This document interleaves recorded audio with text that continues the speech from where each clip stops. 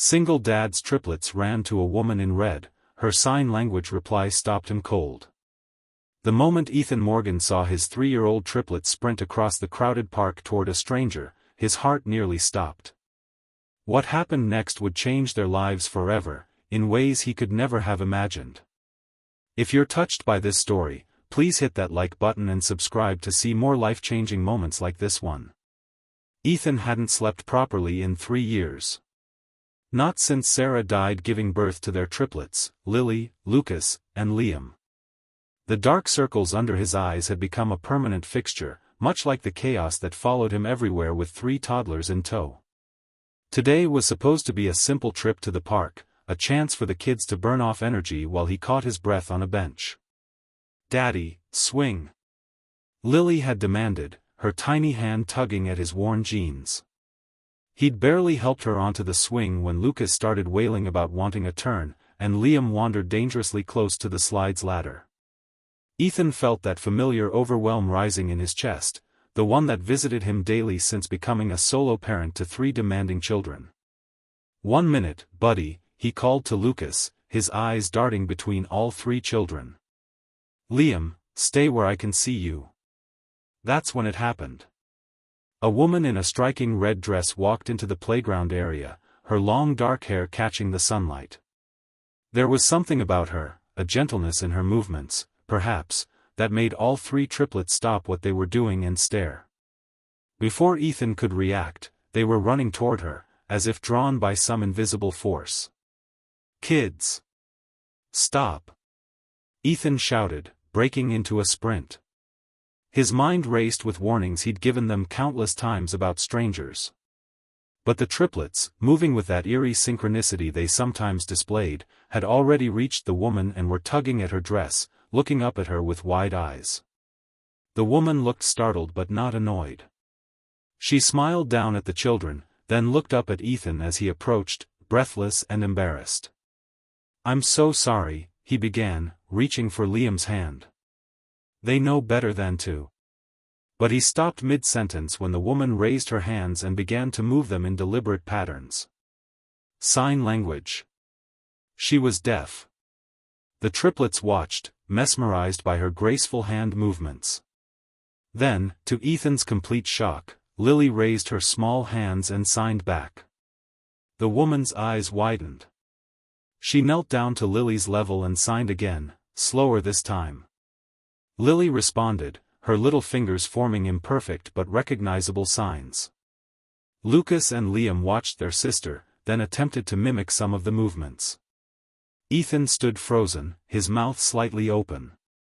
In 3 years of raising them, he had never seen Lily sign. He didn't even know she could. "How?" he whispered, more to himself than anyone else. The woman looked up at him, pulled a small notepad from her purse, and wrote quickly, "Your daughter knows ASL. Did you teach her?" Ethan shook his head, still stunned. "No, I don't know sign language."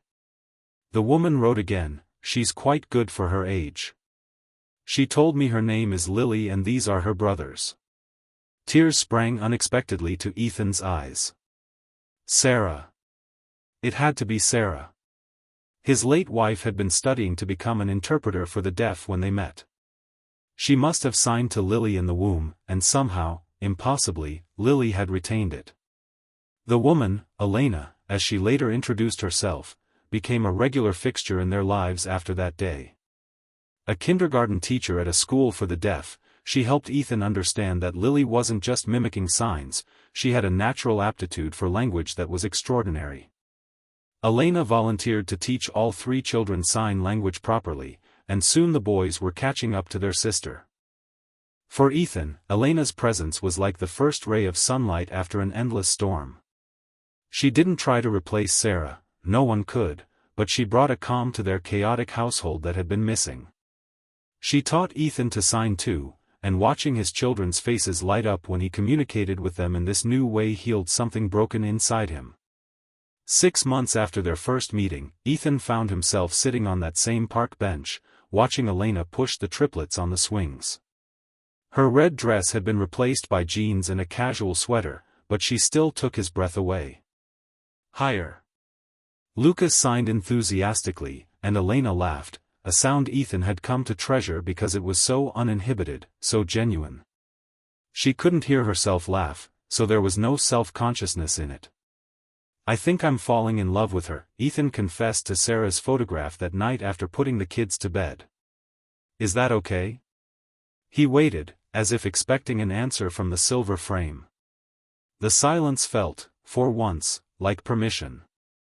Their first date was a disaster. The babysitter cancelled last minute, so Elena came over instead. They attempted to cook dinner together while the triplets ran circles around them. The pasta boiled over, the garlic bread burned, and Liam spilled juice all over Elena's shoes. But at the end of the night, when all three children were finally asleep and they collapsed exhausted on the couch, Elena signed that it was the best date she'd ever had. "Because it's real," she wrote on her notepad. "This is life with kids. Messy and beautiful." Ethan learned that Elena had grown up the only deaf person in her family. Her parents had never learned to sign properly, relying instead on her ability to read lips and speak. She'd felt isolated until she attended a school for the deaf as a teenager and finally found her community. Now, she was passionate about early language acquisition for deaf children and bridging the gap between hearing and deaf worlds. Their relationship wasn't without challenges. Ethan's in-laws were initially resistant to Elena, feeling that Sarah was being replaced. There were cultural differences to navigate between the hearing and deaf communities. And the triplets, despite their initial fascination with Elena, sometimes tested boundaries as they adjusted to having another adult in their lives. The first time Liam had a full meltdown in front of Elena, screaming and throwing toys because he couldn't have a cookie before dinner, Ethan had been mortified. But Elena simply sat on the floor near Liam, not touching him or trying to stop him, and signed, "I see you're angry. That's okay. I'm here when you're ready." Her patience outlasted Liam's tantrum, and when he finally crawled into her lap, exhausted, Ethan felt something shift in their family dynamic. On the 1-year anniversary of their meeting, Ethan took Elena back to the park where the triplets had first run to her. Now 4 years old, the children were more independent but still a whirlwind of energy. They played on the slide while Ethan and Elena watched from a nearby bench. "I have something to ask you," Ethan signed, his hands slightly shaky with nerves. Elena tilted her head, waiting. "The kids and I have been talking," he continued. "We want to know if you would consider becoming a permanent part of our family." Elena's eyes widened as Ethan reached into his pocket and pulled out a small box. Inside was a ring, not a traditional diamond, but a band engraved with the ASL sign for family repeated around its circumference. Before she could respond, the triplets ran over, each holding a handmade card. They had practiced this moment for weeks. Together, they signed, "Will you be our mom?" Elena's hands flew to her mouth, tears streaming down her face. For a moment, she couldn't sign at all. Then her hands moved decisively, "Yes. 1,000 times yes."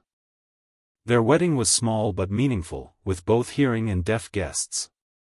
The triplets served as ring bearers and flower girl, though Lucas nearly lost the rings in his excitement. Elena's vows were signed, with a voice interpreter for the hearing guests. Ethan surprised everyone by signing his vows himself, having practiced for months in secret. "You taught me that there are many ways to hear with the heart," he signed. "And many ways to speak with love." As they settled into life as a family of 5, Ethan often thought about that day in the park. How close he had come to pulling the triplets away from Elena, apologizing quickly, and walking out of her life before it had even entered his. How many near misses like that happened every day? How many life-changing connections were lost because people were too afraid or too busy to recognize them? 5 years after their wedding, Ethan and Elena sat in the audience of Lily's school talent show. Now 9 years old, Lily had grown into a confident young girl who moved effortlessly between the hearing and deaf worlds. Tonight, she was performing a song, both singing and signing simultaneously, dedicated to her 2 mothers, the one who had given her life and her first language, and the one who had helped her family find their voice again. As Lily's small hands formed the beautiful shapes of ASL against the backdrop of her clear voice, Ethan reached for Elena's hand. She squeezed back, her eyes never leaving their daughter on stage. Lucas and Liam, sitting on Elena's other side, watched their sister with rare stillness and pride. In that moment, Ethan understood that family wasn't just about blood or circumstance. It was about recognizing the people who were meant to be in your life, even when they appeared in unexpected ways. It was about the languages of love that transcended words, spoken or signed. If you've been moved by Ethan and Elena's journey, please take a moment to like this video and subscribe to our channel. We share stories of unexpected connections and life-changing moments that remind us all of the power of opening our hearts to new possibilities. And remember, sometimes the most profound communications don't require sound at all, just an open heart and willing hands.